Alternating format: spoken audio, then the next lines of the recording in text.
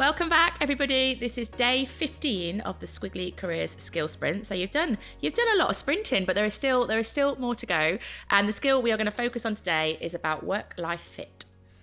And we say work-life fit rather than work-life balance because I think this word balance just implies everything should be perfectly balanced. Like that's the name of the game. That's what we're trying to do. And I don't know anyone who says, oh, every day, everything is really in balance. You know, my hobbies, my friends, my work, like, I don't know, staying fit, eating the right things. You're like, that's way too much pressure.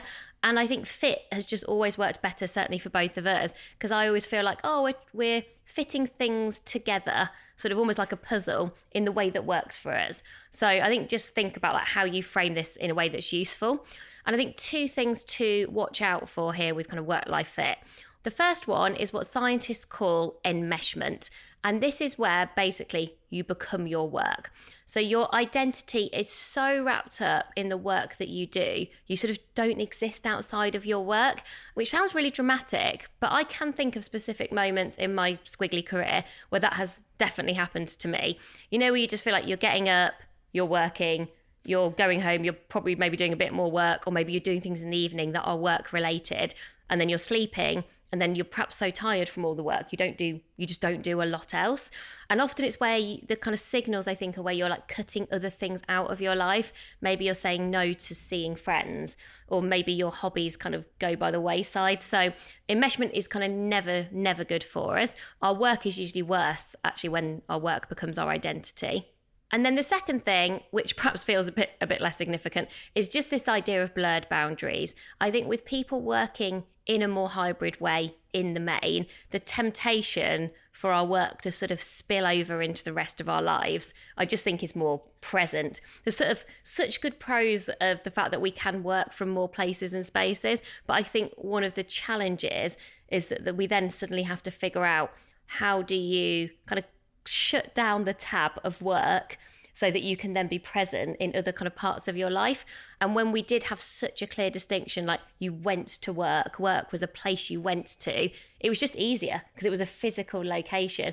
Whereas I feel like now it's more of a mental location where you have to sort of go, well, I'm now not in work mode, I'm now in hobby mode, or I'm with my friends and I'm not going to read my emails and, you know, those sorts of things. So I do think this is a more complex challenge than perhaps it's been before. My tip on this and the way that I manage my work-life fit is I follow and share my principles rather than rules. So I don't have rigid rules for what my work and life should look like, because I find it too hard to stick to, and I think you beat yourself up when it doesn't happen. So I have found principles more useful, and I share those principles with the people that I work with. So some of my principles, which are very personal, are to be at home for more bedtimes than I miss.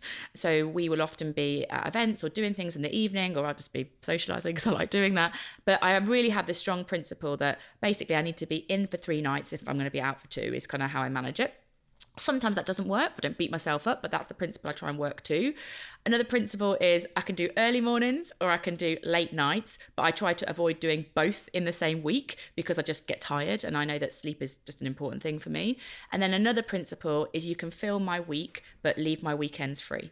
So for me, I don't work on the weekends. It's not something that is particularly good for me. I don't mind my works being very full, but I need that free space on weekends. And I found holding those principles for myself, sharing them with other people, has just made it easier for me to keep the work-life fit that is right for me. But rules wouldn't work because I can't keep to that every week.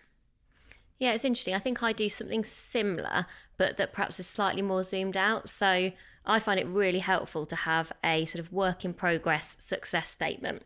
So I think I sort of approach this from, what does success mean to me? That's sort of the question that I have in mind. And I just have 3 or 4 sentences that I can't remember exactly the ins and outs of, you know, how I've written those, but I can remember the important points. So there's like definitely the first sentence is around always wanting to feel like I am learning and have the space to explore and develop and create new ideas.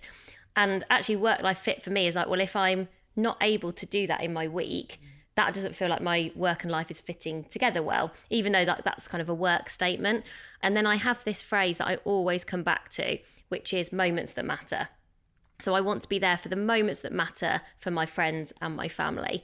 And the reason I call this sort of a work in progress success statement is that I do think sometimes people are aiming for like a nirvana of, like work-life balance or work-life fit. They think there will be a moment where this all just magically works. Whereas I just don't think that's ever true. But I do think you can be like, oh, but I can always have a work in progress approach to this. I can always try to be that bit better. And I can just sort of challenge myself to also make sure that it stays relevant. Because I do think these things are dynamic. Like what worked for you last year might not work for you this year. And encourage people to just revisit, what does that look like for you? I think what we've both described is having something to refer to that helps you to figure out, how am I doing? Because you can, especially I think if work-life fit isn't working for you, you can just feel very overwhelmed and very daunted and very frantic.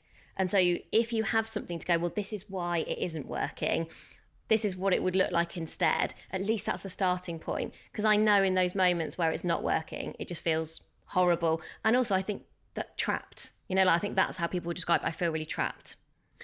So don't feel trapped, take action, and also just be kind to yourself. And another kind of resource or person that we would recommend that you kind of look to for some insight in this area is Christine Armstrong. She is well worth a follow on LinkedIn. She does a vlog every Friday. It's pretty short.